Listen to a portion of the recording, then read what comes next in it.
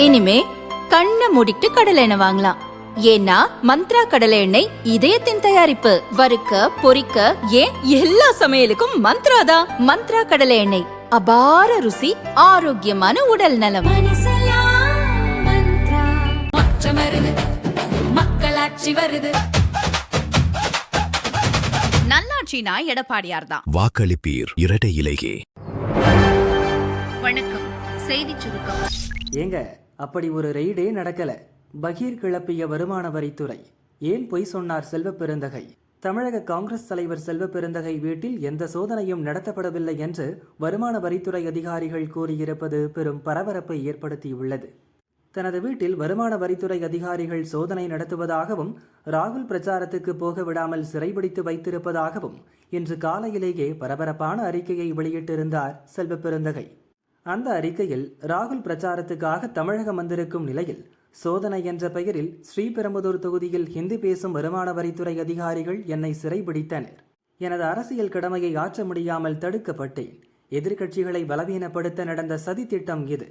எதிர்க்கட்சிகளையும் எதிர்க்கட்சி தலைவர்களையும் அச்சுறுத்த தொடர்ந்து மத்திய அமைப்புகளை பாஜக அரசு பயன்படுத்தி வருவது அதிர்ச்சி அளிக்கிறது. அரசியல் உள்நோக்கம் கொண்ட இந்த செயலை வன்மையாக கண்டிக்கிறேன் என்று பரபரப்பை கிளப்பியிருந்தார் செல்வ பெருந்தகை. இதையடுத்து செல்வ பெருந்தகை தொடர்புள்ள இடங்களில் வருமான வரித்துறை சோதனை நடப்பதாக பரபரப்பு தகவல்களும் வெளியாகின. காங்கிரஸ் தலைவர்கள், முதல்வர் ஸ்டாலின் உள்பட பலரும் இந்த வருமான வரி சோதனையை கண்டித்தனர். சோதனை தொடர்பாக செய்தி சேகரிக்க செல்வ பெருந்தகை வீட்டுக்கு சில செய்தியாளர்கள் சென்றனர். ஆனால் அங்கு சோதனை நடப்பதற்கான எந்த அறிகுறியும் இல்லை. ஏற்கனவே சோதனை முடிந்துவிட்டது என்று அவர்கள் கருதினர். இந்த நிலையில்தான் செல்வ பெருந்தகை சொன்னது போல் எந்த சோதனையும் நடக்கவில்லை என்று உண்மையை போட்டுடைத்திருக்கிறது வருமான வரித்துறை. செல்வ பெருந்தகை சொல்வது போல் அவரது வீட்டிலோ அவர் தொடர்புடைய இடங்களிலோ எந்தவிதமான சோதனையையும் நாங்கள் நடத்தவில்லை. ராகுல் பிரச்சாரத்துக்கு செல்ல விடாமல் தடுத்து வைத்திருப்பதாக சொல்வதிலும் உண்மை இல்லை என்று கூறினர். இந்த விவகாரம் இப்போது பெரும் பரபரப்பை ஏற்படுத்தியுள்ளது. விவாகரத்து வழக்கு விசாரணை. கோர்ட்டுக்கு வராத விஜய் சங்கீதா. கடந்த பிப்ரவரி மாதம் விஜயிடம் விவாகரத்து கோரி அவரது மனைவி சங்கீதா மனு தாக்கல் செய்தார். சங்கீதா விவாகரத்து கோரியதன் பின்னணி குறித்து அடுத்தடுத்து தகவல்கள் வெளியாகின. விஜய்க்கும் பிரபல நடிகைக்கும் கள்ள தொடர்பு இருப்பதாக சங்கீதா மனுவில் குற்றம் சாட்டியிருந்தார். இந்த வழக்கு செங்கல்பட்டு 1வது குடும்ப நல நீதிமன்றத்தில் இன்று விசாரணைக்கு வந்தது. விஜய் மற்றும் அவரது மனைவி சங்கீதாவை ஆஜராகும்படி நீதிபதி சசிகலா உத்தரவிட்டிருந்தார். ஆனால் அவர்கள் இன்று ஆஜராகவில்லை. விஜய் மற்றும் சங்கீதா தரப்பில் அவர்களது வழக்கறிஞர்கள் கோர்ட்டில் ஆஜராகினர். சட்டசபை தேர்தல் நெருங்கி வருவதால் விஜய் பிரச்சாரத்தில் பிஸியாக இருக்கிறார். அதனால் ஆஜராக முடியவில்லை. விசாரணையை ஒத்திவைக்க வேண்டுமென விஜய் தரப்பு வழக்கறிஞர் கேட்டுக்கொண்டார். இருதரப்பு வாதங்களை கேட்ட நீதிபதி சசிகலா வழக்கு விசாரணையை ஜூன் 15ஆம் தேதிக்கு ஒத்திவைத்து உத்தரவிட்டார். வந்தவாசி தாவேகா வேட்பாளர் வீட்டில் குண்டுவீச்சு, பதற்றம். திமுக செய்த சம்பவ வீடியோவும் வைரல். திருவண்ணாமலை மாவட்டத்தில் விஜயின் தமிழக வெற்றிக் கழகம் கட்சியின் வேட்பாளர் வீடு மீது மர்ம நபர்கள் குண்டு வீசிய சம்பவம் அதிர்ச்சியை ஏற்படுத்தியுள்ளது. செய்யாறு அடுத்த அணக்காவூர் இந்திரா நகர் பகுதியைச் சேர்ந்தவர் உதயகுமார்.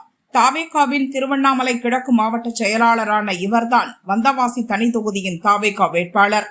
நேற்று இரவு பிரச்சாரத்தை முடித்துவிட்டு வீட்டுக்கு வந்த உதயகுமார் வழக்கமான நேரத்துக்கு தூங்க சென்றார்.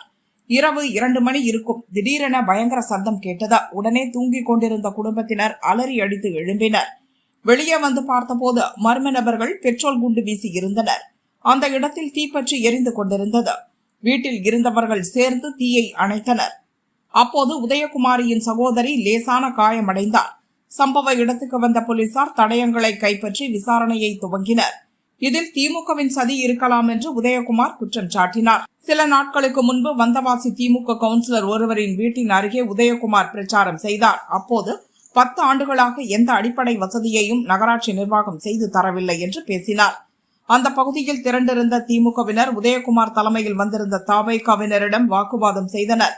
பிரச்சார வேனையும் தாக்கினர். இதனால் பரபரப்பும் பதற்றமும் தொற்றியது. இந்த சம்பவத்தின் தொடர்ச்சியாக உதயகுமார் வீட்டில் பெட்ரோல் குண்டு வீசப்பட்டிருக்கலாம் என்று தாவேகாவினர் கூறி வருகின்றனர்.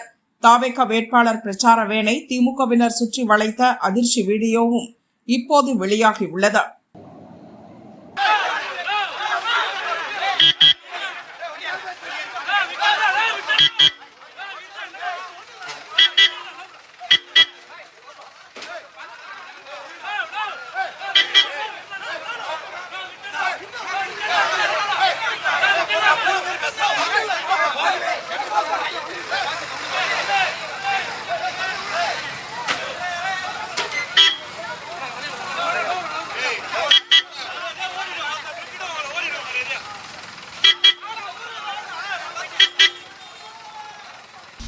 விஜய் தொகுதியில் பகீர் சம்பவம், லியோனி மீது பாட்டில் வீச்சு, செஞ்சது யார்? அதிர்ச்சி வீடியோ. வேட்டி சீட்டு போட முடியுமா? திருச்சி கிழக்கு தொகுதி திமுக வேட்பாளரும் சிட்டிங் எம்எல்ஏவுமான இனிகோ இருதயராஜை ஆதரித்து கீழப்புதூர் அரச மரத்தடி பகுதியில் பிரச்சாரம் செய்த தமிழ்நாடு பாடநூல் கழக தலைவரும் பட்டிமன்ற பேச்சாளருமான திண்டுக்கல் லியோனி மீது பாட்டில் வீசிய சம்பவம் கடும் அதிர்ச்சியை ஏற்படுத்தியுள்ளது. சீட்டு போடலாம், ஒரு நகை சீட்டு போடலாம். ஆனா இதே 2000 ரூபாய் ஆம்பளைக்கு கொடுத்தா வேட்டி சீட்டு போட முடியுமா?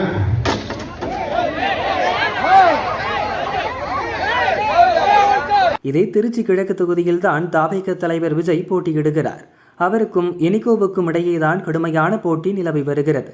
இனிகோவுக்கு ஆதரவாக லியோனி பிரச்சாரம் செய்தபோதுதான் இந்த பாட்டில் வீச்சு சம்பவம் நடந்தது. மர்ம நபர்கள் வீசிய பாட்டில் லியோனி முகத்துக்கு முன்னால் பிரச்சார வானில் விழுந்து சிதறியது. அதிர்ஷ்டவசமாக லியோனி காயமின்றி தப்பினார். போலீசார் விசாரணை நடத்தி வருகின்றனர். சீட்டு போடலாம், ஒரு நகை சீட்டு போடலாம்.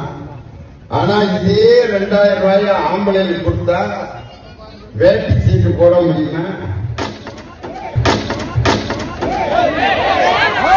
பிரச்சாரத்தில் போலி செய்தி, தேர்தல் கமிஷன் கிடுக்கி, 3 மணி நேரத்தில் நீக்க கட்சிகளுக்கு உத்தரவு. அசாம், கேரளா, புதுச்சேரியில் 9ஆம் தேதி சட்டசபை தேர்தல் நடந்தது. தமிழகத்தில் 23ஆம் தேதி ஒரே கட்டமாகவும், மேற்கு வங்கத்தில் வரும் 23 மற்றும் 29 ஆகிய தேதிகளில் 2 கட்டங்களாகவும் சட்டசபை தேர்தல் நடக்க உள்ளது. தமிழகம், மேற்கு வங்கத்தில் தேர்தல் பிரச்சாரம் உச்சகட்டத்தை அடைந்துள்ள நிலையில் பிரச்சார களத்தில் சோசியல் மீடியாக்களின் பங்கு அதிகம் உள்ளது. அதே சமயம் AI மூலம் உருவாக்கப்பட்ட போலி செய்திகளும் வேகமாக பரவுவதாக தேர்தல் கமிஷனுக்கு புகார் சென்றது. இதையடுத்து தேர்தல் கமிஷன் அதிரடி உத்தரவுகளை பிறப்பித்துள்ளது. அரசியல் கட்சிகள், சமூக ஊடகங்கள் போலியான செய்திகளை பரப்புவதை தவிர்க்க வேண்டும். AI முறையில் உருவாக்கப்பட்ட தகவல்களில் அவை AI முறையில் உருவாக்கப்பட்டவை என்பதை தெளிவாக குறிப்பிட வேண்டும். AI முறையில் சித்தரிக்கப்பட்ட தகவல்களை உருவாக்கிய நிறுவனம் பற்றிய தகவல்களும் இடம்பெற வேண்டும். டிஜிட்டல் முறையில் மேம்படுத்தப்பட்ட அல்லது AI முறையில் உருவாக்கப்பட்ட தகவல்களில் போலியான அம்சங்கள் இருந்தால் அதை கண்டறிந்த 3 மணி நேரத்திற்குள் அவற்றை உடனே நீக்க வேண்டும். அரசியல் கட்சிகளும் சம்பந்தப்பட்ட சமூக ஊடக நிறுவனங்களும் இதை கட்டாயம் பின்பற்ற வேண்டும். ஓட்டுப்பதிவுக்கு முந்தைய 48 மணி நேர அமைதி நேர காலத்தில் எந்தவிதமான தேர்தல் தொடர்பான பிரச்சாரமும் மேற்கொள்ளக்கூடாது. டிவி, ரேடியோ, சமூக ஊடகம் மூலமாகவும் பிரச்சாரம் செய்யக்கூடாது. தேர்தல் கமிஷனின் தகவல் தொழில்நுட்பத்துறை சிறப்பு அதிகாரிகள் தீவிர கண்காணிப்பில் ஈடுபட்டுள்ளனர். விதிகளை மீறுவோர் மீது கடும் நடவடிக்கை எடுக்கப்படும் என தேர்தல் கமிஷன் எச்சரித்துள்ளது. என் வெற்றியை விட விஜய் தோல்வி முக்கியம். திமுக மற்றும் கூட்டணி வேட்பாளர்களை ஆதரித்து முதல்வர் ஸ்டாலின், துணை முதல்வர் உதயநிதி சூறாவளி சுற்றுப்பயணம் செய்து பிரச்சாரம் செய்து வருகின்றனர். தாவேக தலைவர் விஜய் போட்டியிடும் பெரம்பூர் தொகுதியில் துணை முதல்வர் உதயநிதி இன்று பிரச்சாரம் செய்தார். பெரம்பூர் திமுக வேட்பாளர் RD சேகர் ஒரு உழைப்பாளி, ஏற்கனவே 2 முறை MLA-வாக இருந்தவர்.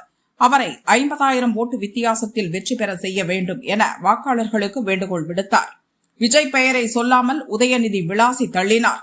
அட்டக்கத்தி விஜய் வேண்டுமா, ரியல் ஹீரோ ஸ்டாலின் வேண்டுமா என்பதை பெரம்பூர் மக்கள் முடிவு செய்ய வேண்டும் என கூடியிருந்த கூட்டத்தை பார்த்து கேட்டார். விஜய் பலமுறை பிரச்சாரத்தை ரத்து செய்வதை சுட்டிக்காட்டும் விதமாக அவர் ஒரு சோம்பேறி என்றார். என் வெற்றியை விட பெரம்பூரில் விஜய் தோல்வி முக்கியம் எனவும் உதயநிதி காரசாரமாக பேசினார். டீலிமிட்டேஷன் மசோதாவை கொண்டு வந்து தமிழ்நாட்டு உரிமைகளை பறிக்க முயற்சி பண்ணாங்க. ஆனா அந்த மசோதாவுக்கு இந்தியாவிலேயே ஒரு முதலமைச்சர், ஒரே தலைவர் தீ வச்சு கொளுத்தி நம்முடைய தலைவர் தான் அந்த திட்டத்தையும் தவிடுபொடி ஆக்கினார்.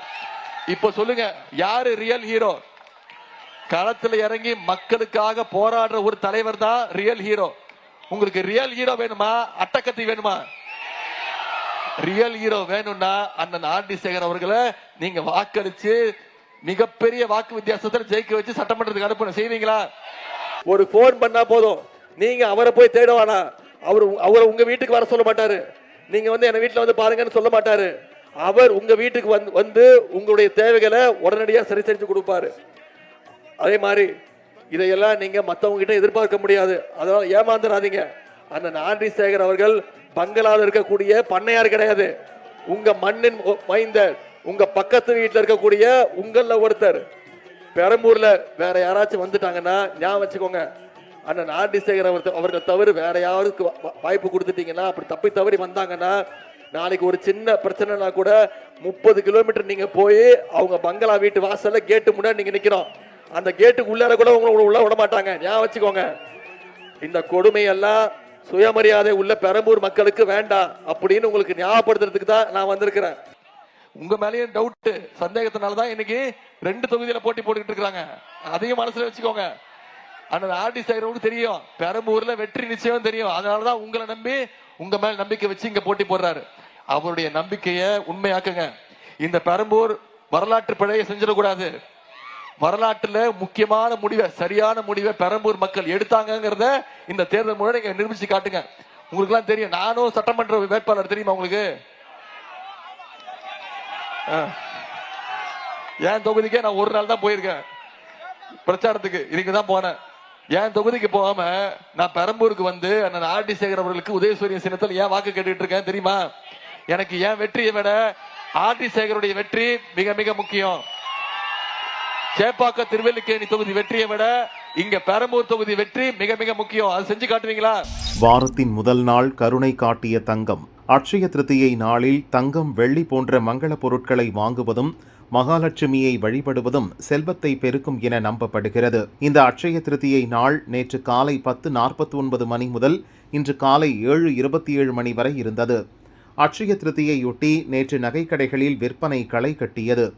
இந்நிலையில் வார தொடக்க முதல் நாளான இன்று தங்கம் விலை அதிகரிக்கும் என எதிர்பார்க்கப்பட்டது. ஆனால் தங்கம் விலை சற்று குறைந்துள்ளது. 22 கேரட் ஆபரண தங்கத்தின் விலை சவரனுக்கு 480 ரூபாய் குறைந்து 1,14,400 ரூபாய்க்கு விற்கப்படுகிறது. கிராமுக்கு 60 ரூபாய் குறைந்து 14,300 ரூபாய்க்கு விற்பனை செய்யப்படுகிறது. வெள்ளி விலையில் மாற்றமில்லை. 1 கிராம் வெள்ளி 280 ரூபாய்க்கும் 1 கிலோ வெள்ளி 2,80,000 ரூபாய்க்கும் விற்பனை செய்யப்படுகிறது.